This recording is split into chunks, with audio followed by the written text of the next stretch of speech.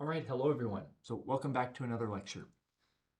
We are going to begin the process of talking about the autonomic nervous system. So our autonomic nervous system, we can contrast that with the somatic nervous system, right?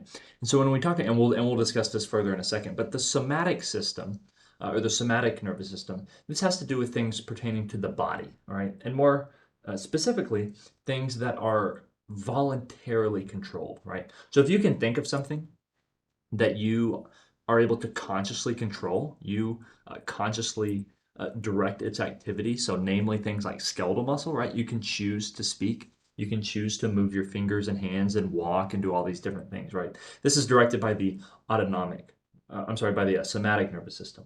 The autonomic, on the other hand, is kind of the flip side of that coin. It is all of the things that you cannot directly control, right? So try to think of something. You can pause the video and try to think of something that you yourself, you do not have conscious voluntary control over. So in other words, think of something that happens in your body that you are not able to directly control, right? So hopefully you thought of something. Maybe you thought of something like the changing of the size of your pupils, or the secretion of saliva, or your heart rate, or your respiratory rate, or your blood pressure, or your digestive activity, right? All these things you cannot directly control, right? Now you can do things that indirectly affects those, right? So you can go run outside and that causes your heart rate to go up, but you can't willingly, directly control your heart rate, right? Or control your respiratory rate or anything else like that, right? So that's what we're talking about whenever we're saying autonomic nervous system, right? These things that are automatic, they're autonomic, they are beyond our voluntary control, all right? So we'll get into here now, and we can look kind of at a broad overarching um, hierarchy of the nervous system, right? And so we've seen something like this before. So we know that nervous system, we have central and peripheral. We're going to focus here on peripheral. In previous lectures, whenever we did general sensations, special senses, motor pathways, sensory pathways, right? We're talking about the peripheral nervous system. Sensory pathways obviously have to do with sensory nervous system, sensory neurons.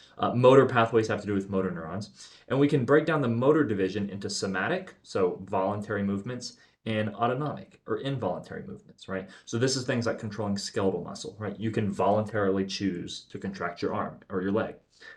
Involuntary responses, these are things that you cannot control, right? So think of the other two types of muscle tissue. So uh, uh, cardiac muscle tissue and smooth muscle tissue, both of those are involuntarily controlled, right? You do not have direct conscious control over those, right?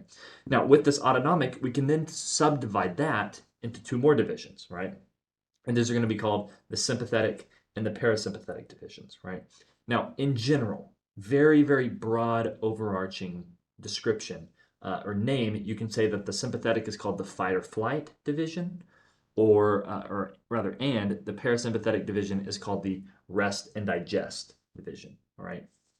So this is very broad. You've probably heard of rest and digest before. You've heard of fight or flight before. What this is describing is the change in the internal conditions of the body as a result of their innervation with either sympathetic or parasympathetic neurons, right? So as we'll see in a second, sympathetic causes things generally to increase. Now, not always, okay? And then parasympathetic division generally causes things to decrease. But again, not always. We have to be specific with what we're saying, right? And we'll get to that in just a second. So when we look at whenever we look at the sympathetic division, right? The sympathetic division, kind of generally, a lay term for it is the fight or flight division, right? So you have a fight or flight response.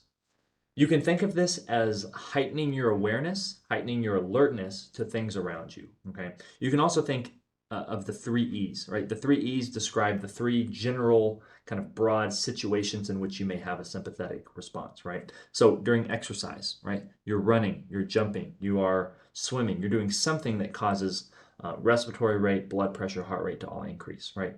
Excitement, okay? Whatever that excitement may be, and then emergency, right? So this could be a life-threatening emergency.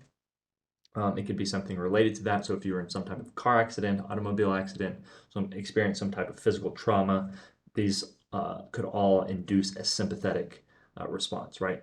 So if you think about any of these situations, right? And the example I typically give in class is I ask some if somebody is an athlete or something like that, and I say, okay, imagine say you play basketball and there's no time left on the clock and you got fouled on a three-pointer and you're down 3 points and you have to make all 3 free throws in order to just tie the game, right? You're probably going to be pretty nervous, right? So there's going to be some um, uh, situation going on in which you're going to have an increase in a lot of bodily systems, right? So think about it. Your heart rate's probably going to increase. You're going to be very nervous. Your blood pressure is probably going to go up. You're probably going to be breathing very hard, very quickly, right?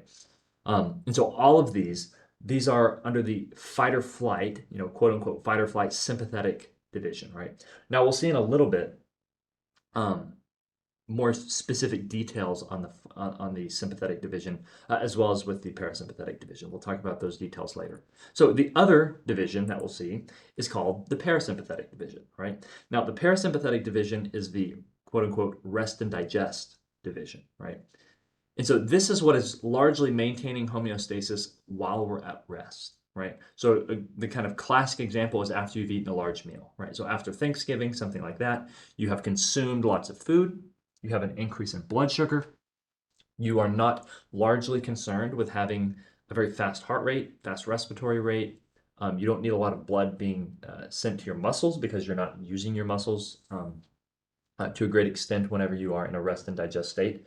And so you have blood shunted away from that, and perhaps it goes to the digestive system, right, for digestion and absorptive functions, right? Your heart rate, respiratory rate, blood pressure will probably go down. Your pupils will probably constrict and get smaller, right? So all of these things that are associated with a rest and digest type of activity, right? So when we think of these two, when we think of sympathetic, when you think of parasympathetic, it's easy to think of them as separate entities, and they are separate entities. They're separate divisions, but they're always going together, right? So you can think of these as complementary to each other, okay? You can kind of think of them as being antagonistic. So when one does one thing, the other does the opposite. And while that's somewhat true, they also work together, right? So you can think of the sympathetic in general. Now, we're going to clarify this in a second. But in general, the sympathetic division as the accelerator of a car or of a vehicle, the gas pedal, right? When you push on it, things go faster. The car moves. If it's in drive, it moves forward. If it's in reverse, it moves backwards, right? The parasympathetic division is like the brake, right? When you push on that, everything kind of begins to slow down, right? So generally, things slow down, right? So you have this oscillation between sympathetic activity going up and then parasympathetic causing things to go back down, and then you would start over sympathetic up, parasympathetic down, so on and so on and so on, right? So you don't just have one of these going at a time, right? Right now, in your body, to some degree, you have some sympathetic activity and some parasympathetic activity, right? You're relaxed, maybe you're lying in bed, hopefully not. You don't need to be watching lectures in bed. Go sit at the table or something. But you may be relaxed, you may be drinking your coffee or something, you're nice and relaxed. And then here in 5 minutes, or as soon as I say this next thing, your heart rate's going to shoot up. So you think that, oh, you should be studying for your exam or something like that, right? Or you remember something you have to do. And all of a sudden, you become stressed, you become anxious, your heart rate goes up, your blood pressure goes up, respiratory rate goes up, your pupils dilate, right? You have all these things happening, and sometimes they're happening at the same time or in the same general time, right? So you don't just have one, you don't just have the other. Now, the other thing with this is I said that we have to clarify sympathetic causing things to go and parasympathetic causing things to slow down. That's true for some things, but not everything. So sympathetic, it causes certain things to increase, like heart rate, blood pressure, respiratory rate, right? But it causes other things to slow down, right? So it causes digestive activity to slow down. It causes salivary secretions to slow down, right? Because we're not concerned with digesting or digestive activities in a sympathetic state, right? Likewise, parasympathetic doesn't cause everything to slow down. It causes heart rate, blood pressure, respiratory rate to slow down, but it causes digestive activity to increase, right? Stimulate gastric secretions, gastric motility, peristalsis, saliva production, right? All of these things are now increasing, okay? So you can't just generally apply the statement, sympathetic causes things to increase, parasympathetic causes things to decrease. You cannot do that. You have to be specific with what it is that you're saying, right? So if you look at a graph like this, you can see some of these different things, right? So here are parasympathetic effects. Notice these are all things that we would have in a rest and digest state, okay? So pupils are going to get smaller, they're going to constrict, have saliva secretion, digestive activity increases, bowel release, heart rate slows down, bronchi constrict, respiratory rate goes down, bladder contracts, so we'd be more likely to void urine.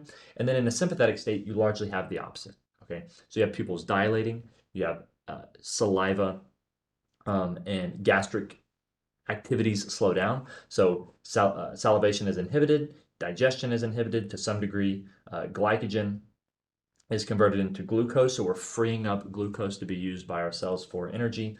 We're not concerned with voiding, so we're going to inhibit the bladder. We're going to dilate our bronchioles so we can bring in more air. We're going to accelerate our heart rate so we can circulate more blood, more oxygen, all these things that we would expect in a fight or flight situation. Okay, so you can think of these things as being complementary, but you can also think of them to some degree as being antagonistic to one another. All right, so we'll stop here with this part, and we will pick up in part two by kind of comparing and contrasting our somatic nervous system with our autonomic nervous system.